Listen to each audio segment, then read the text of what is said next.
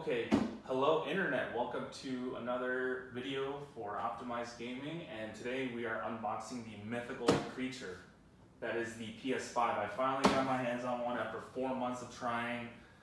I know a lot of you out there are also trying to grind, trying to get this. If you're a scalper, then go screw yourself.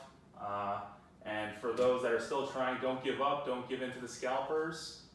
And here we go. So the way I got mine was through an app called Hotstock. Highly recommended. It's available for iPhone and Android. It's free, although you can pay for a premium subscription for $6 a month, and that subscription actually helped me out a lot. So I would actually recommend it. Well worth the $6. I got it on my first try after signing up for it. Anyway, yeah, sign up for Hotstock, and what that app does is it has bots that tell you when there's new stock at major retailers. And if you're lucky, if you're playing with your phone at the exact time, the app notifies you that there's new stock at Walmart, Best Buy, or PlayStation, Sony Direct, in this case, which is where I got it from. If you happen to be playing with your phone at that exact moment and you hit the link faster than the 100,000 other people trying to get it, then you may be able to cop one. And that is what happened in my case after probably about 100 failures in a row. So don't get discouraged. I wasn't going to pay a dime over MSRP for this because I also know I can wait like a year and I'm not desperate. But anyway, let's show you what's in the box here. So you get a bunch of paperwork, which nobody needs. They should really save a lot of trees by not printing that and making it digital. US power cord, nothing special about this. You can use replacement ones if you happen to damage it or lose it. This is the much touted DualSense controller, brand new for the PS5. What makes the PS5 truly feel next gen, according to everybody. Everybody's freaking out over this. So let's see if this is worth the hype. I do like that it's rechargeable and not AA's compared to Xbox Series X, which I also have. And I'm excited to obviously bring you game clips from the PS5 for this channel now that I finally got the console.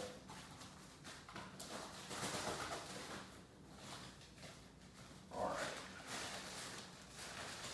Here is the unnecessarily complicated, very Japanese console stand that lets you put it up vertically or horizontally depending on how it fits into your entertainment center, and you use screws basically to put the base on the bottom of whichever orientation you choose. Otherwise the console wobbles and you can't put in the disc or press the power button without it. So you definitely need this. Don't throw this away.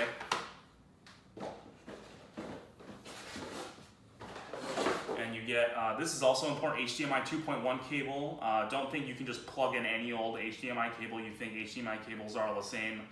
Everyone tells you it's digital, zeros in, zeros out. That's absolutely not true. You need an HDMI 2.1 rated cable if you want 4K 120 FPS or 8K 60 FPS. So please use this or another certified HDMI 2.1 cable if you actually have a newer TV that can take advantage of those resolutions. And you want to take advantage of it, along with HDR10 at this point.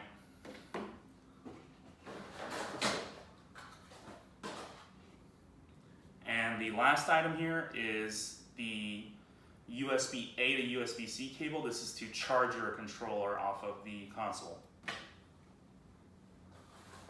And I think that's about it for the accessories. So the main event now.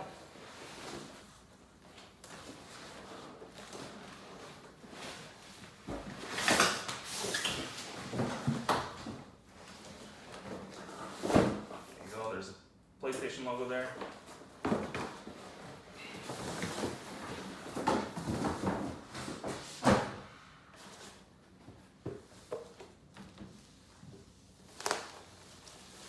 Ooh, can't believe I'm actually seeing this thing after so many months of trying to get this. Why is everyone clamoring for this? Why is everyone trying to pay $1,500 for this on eBay when you can buy for $500 at a Best Buy? Why?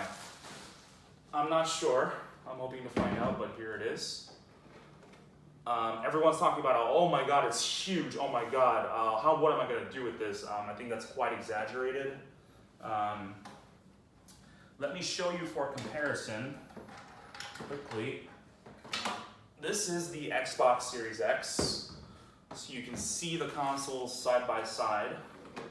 Get the accessories as well. And you can see in terms of height, it's about this much. In terms of width, actually it's much slimmer. So in terms of total volume, it's really about the same. And then in terms of fitting into your entertainment center, I understand people's space constraints are tight. You're in apartments, dorm rooms, what have you. Just deal with it. Put it somewhere else. It's not a big deal. I don't know why everyone's getting worked up over this. Oh my god, it's huge. Literally no one gives a crap about that kind of stuff. I think it's really, really nice looking and a different philosophy than Xbox for sure, a lot more flair. All right, so to give you a quick intro, here is the USB Type-C port. That's 10 gigabit per second, USB 3.2 Gen 2, super speed. This is a USB high speed, and for anyone who actually doesn't know the designation that the USB forum uses, which nobody does, that's USB 2.0 actually, 480 megabits per second, so ancient. And of course, Sony actually won't list that on any of their marketing material, but it's USB 2.0, it's slow, just use it for charging your controller, nothing more. In the back, two more USB Type A, except this time they are actually 10 gigabit per second, USB 3.2 Gen 2, so you can use these for external storage if you got SSDs or hard drives. Those are the ports you're going to want to use, or the Type-C port in the front. Gigabit Ethernet, this will help you out a lot with competitive gaming. The HDMI 2.1 port, very important, and the power outlet. One thing to note that a lot of the outlets have already revealed is that this does not support 1440p output. So if you've got a 1440p monitor, which I know a lot of you PC gamers do, high refresh rate, PS5 can't do anything for that. They may release a software update in the future, but at the moment, if you want 1440p gaming, you're going to want an Xbox Series S or X. You'll be letting the horsepower of this machine go to waste, outputting at 1080 if you get a PS5 and a 1440p display.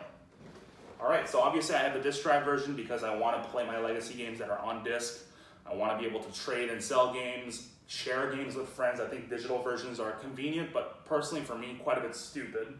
And this is well worth the extra $100 in terms of the price.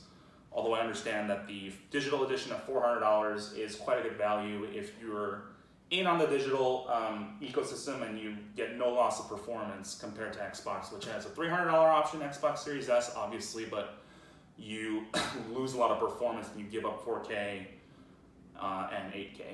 So anyway, here's a quick, that's it for my unboxing. Download Hotstock, download the app, PS5 Direct, hit the notification as soon as you get it on your phone. Being in the waiting room early actually matters. Everyone says it's a lottery. It is not.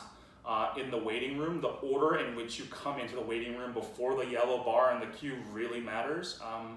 I literally had 6 tabs open and the wait time for each of them was in the order of which I actually opened them. So the first one that I opened, that I happened to be lucky enough to open instantly when I saw the notification, was less than 1 minute wait. Then the second Chrome tab I loaded with the URL to the PS5 store, 37-minute wait. Everything else more than an hour. More than an hour, gang. Yeah, it was more than an hour, gang, for over 3 months, and that's what really made the difference. Getting the premium version of the app and hitting the notification as soon as it gets there and getting to the waiting room exactly for the full 20-minute wait time. So that really, really matters. Don't believe people when they say it's a lottery. It's not. So keep at it. And don't give up. Definitely don't buy from scalpers. You're just part of the problem if you do that. Let them rot with their stock and lose all their money, all right? Stay strong, gang, and thank you so much for watching.